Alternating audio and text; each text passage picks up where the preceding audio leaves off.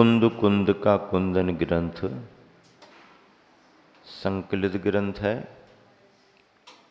आचार्य कुंद कुंद स्वामी की गाथाओं का संग्रह है। उसमें सम्यक दर्शन का संदर्भ चल रहा है।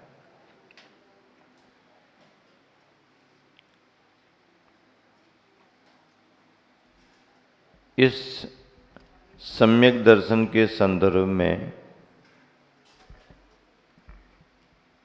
आचार्य महाराज ने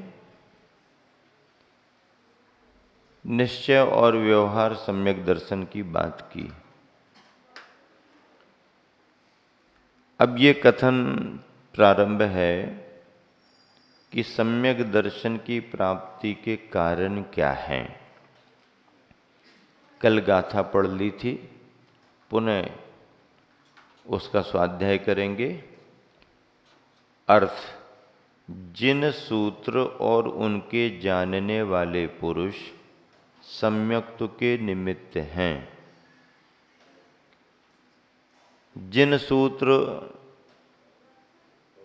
यानी जिन वाणी, ग्रंथ शास्त्र और उनके जानने वाले पुरुष गुरु, आचार्य, उपाध्याय, साधु, जानने वाले पुरुष सम्यक्त्व के निमित्त हैं। क्योंकि जिनवाणी जब हम पढ़ेंगे या सुनेंगे तो धर्म की मूल बात समझ में आएगी। उस मूल बात को पकड़ने से भी सम्यक दर्शन आएगा।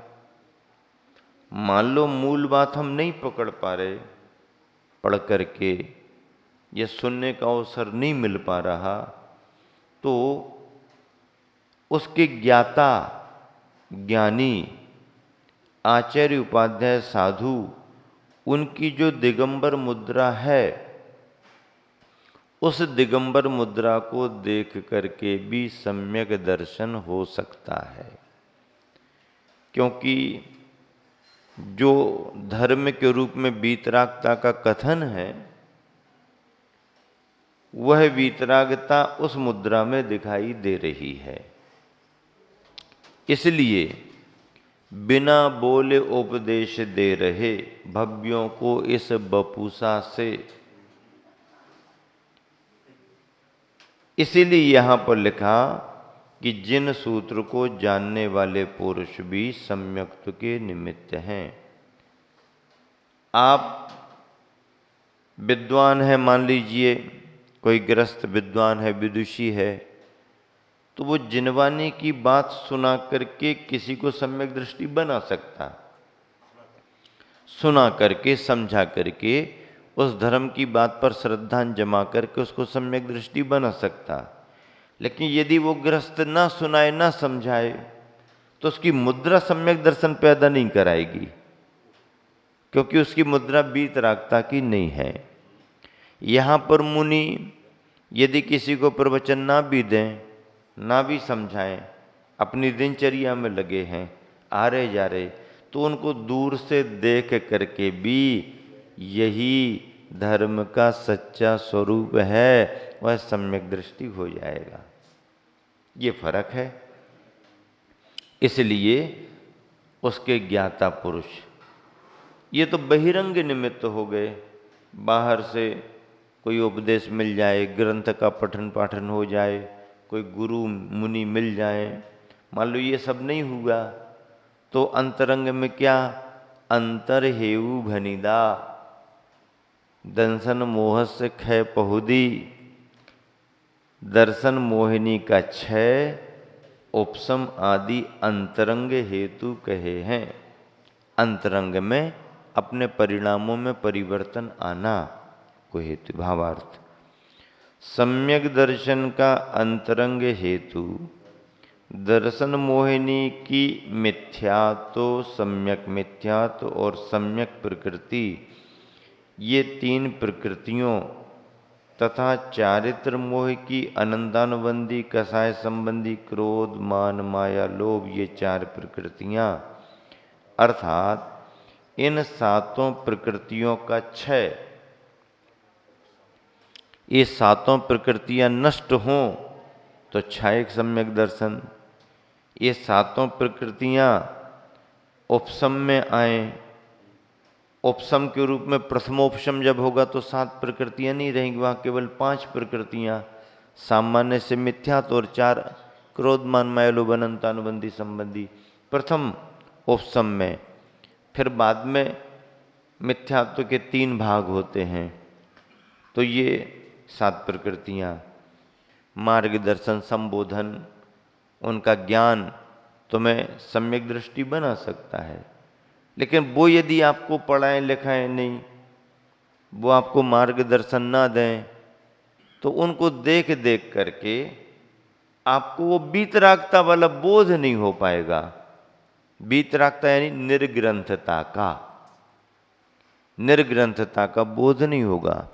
हाँ, वो निर्ग्रंथ महाराजों की महिमा बताएंगे तो तुम्हें सम्यक दर्शन हो जाएगा। क्यों? अरे वो भी तो पीछे लिए हैं, एलक जी हैं, आरिका हैं। हाँ, वो मोक्ष मार्गी हैं, उनकी भी मुद्रा है, वो भी वंदनीय है, वो भी आदरणीय है, लेकिन पंच परमेष्टियों में उनका स्थान नहीं है। अब इतना बड़ा त्याग किया है, माता जी बनी है, एलक जी हैं, इतना बड़ा त्याग किया है, तो इनको पंच परमेष्टि में ले लो। नहीं, पंच परमेष्टि की शर्तों में आचार्य उपाध्याय गुरु के रूप में है, अरहंत सिद्ध भगवान के रूप में है, तो इनमें निर्ग्रंथता होना जरूरी है। तभी नमो लोये सभ्य साहूणम बनेगा। और जब नमो लोये सभ्य साहूणम होगा तो नमो वज्जायनम होगा, नमो आयरियाणम होगा। उपाध्याय और आचार्य पद में भी मूल में साधु पद है। मूल में क्या है? साधु पद। साधु के व्रतों को ग्रहण किए बगैर कोई डायरेक्ट उपाध्याय और आचार्य नहीं बन सकता। हाँ, आप तो बाद में क्या 2-4 साल और ऐसे ही लगाएं आचार्य बनने के लिए, अब तो सीधे आचार्य बना दो। नहीं, पहले 28 मूल गुणों का आरोपण होगा। साधु पद का निर्विकल्पता का संकल्प पहले लेना होगा। आचार्य पद की दीक्षा दे दो तो निर्विकल्पता कहाँ रहेगी? संघ को संभालो, संघ को बढ़ाओ, संघ को विहार कराओ, कुंडलपुर महोत्सव में सब संघ को बुलाओ। तो ये कौन करेगा? ये कौन करेगा? आचार्य करेंगे। अब जब आचार्य बनने का भाव आपने किया है तो आप तो दायित्व तो पहले ले रहे हो, निर्विकल्प कहाँ हो? और साधु पद में क्या है? साधु पद की दीक्षा हो गई, 28 मूल गुण ले लिए। हाँ, आप मुनि दीक्षा ले रहे हो, क्या करना? कुछ नहीं करना है, इसी का नाम दीक्षा है। हाँ, कुछ नहीं करना, जो करते आए हैं वो अब सब कुछ नहीं करना, कुछ तो करना पड़ेगा। अब आहार विहार तो करना ही पड़ेगा, वो तो बंद कर नहीं पाएंगे, कुछ दिन के लिए कर देंगे। तीर्थंकर भी कहीं ना कहीं तो उठते हैं, कभी ना कभी तो आहार करते हैं।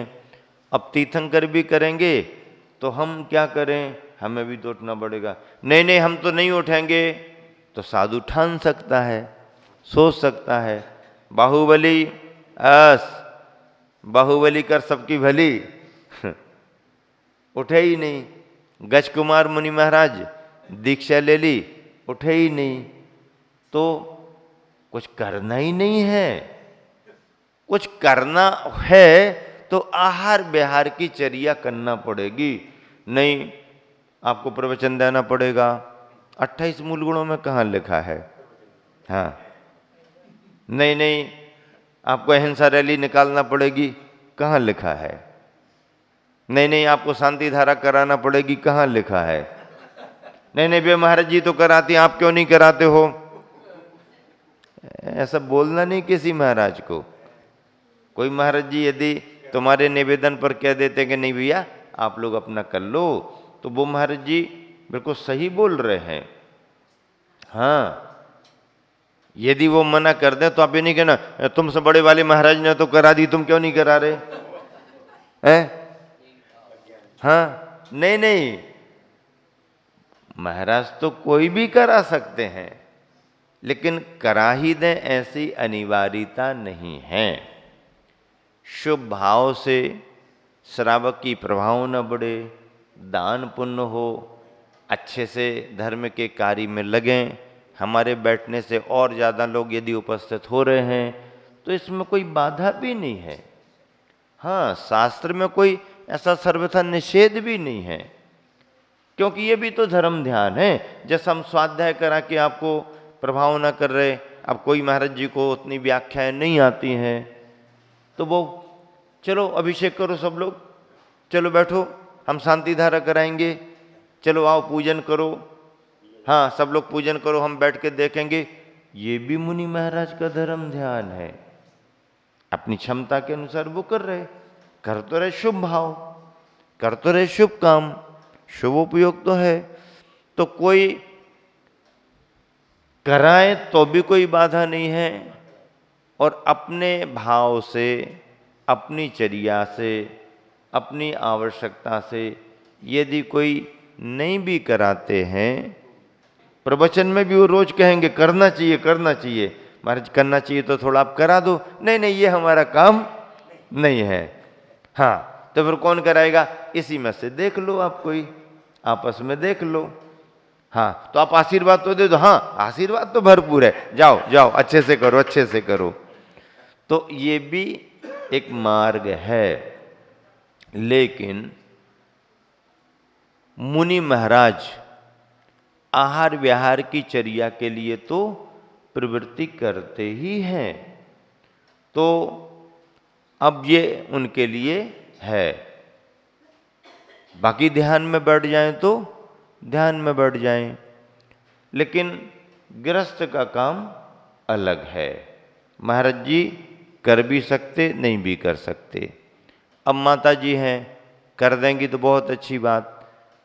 अब माता जी को कोई दूर से देख लेगा तो माता जी को देख करके एकदम जिन धर्मी ही हैं, वीतरागता ही है, ये बोध नहीं हो पाएगा। लेकिन साध्वी हैं, संयम दिख रहा है, ये तो समझ में आता है।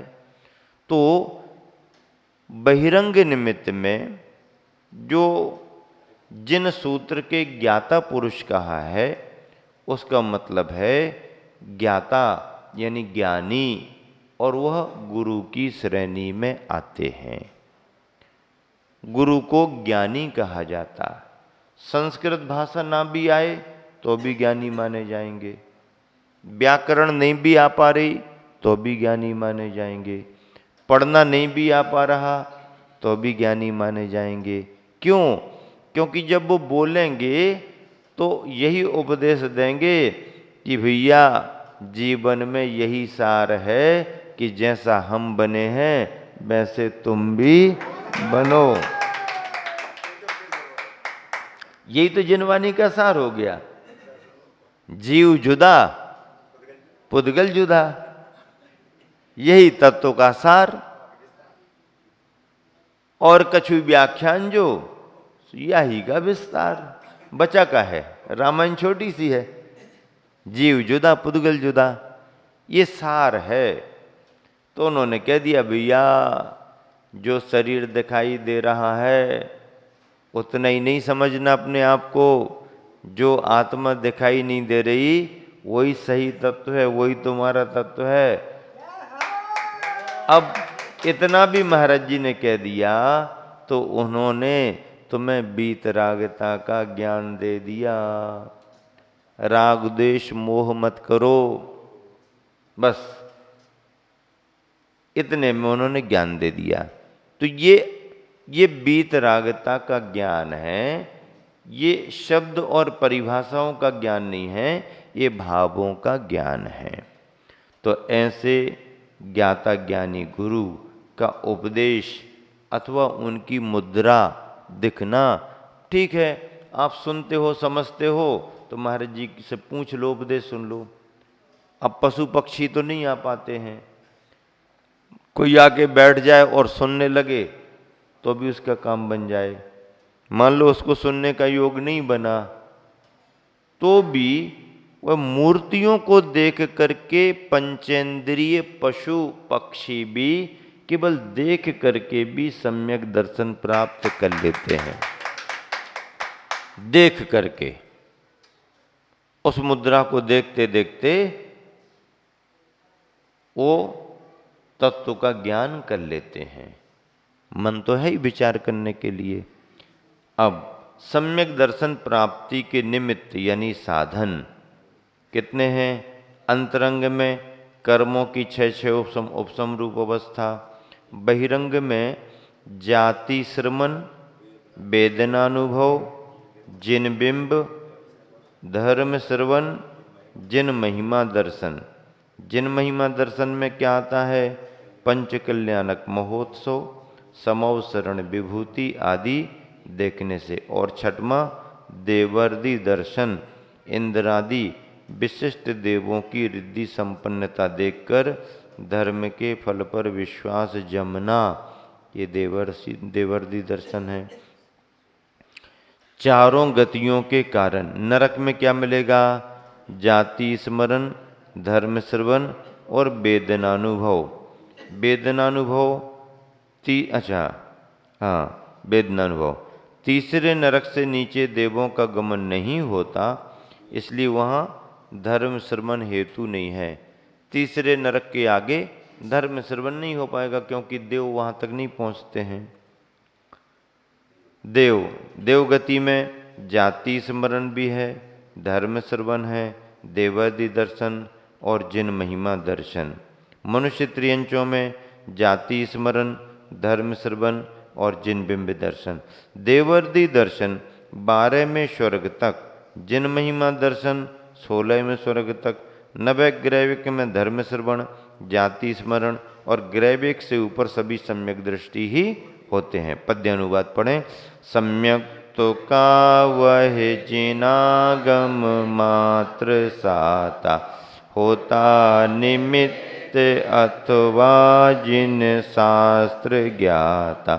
पे अंतरंग वह हेतु सुनो सदाही, होता क्षयादिक कुदर्शन मोह काही।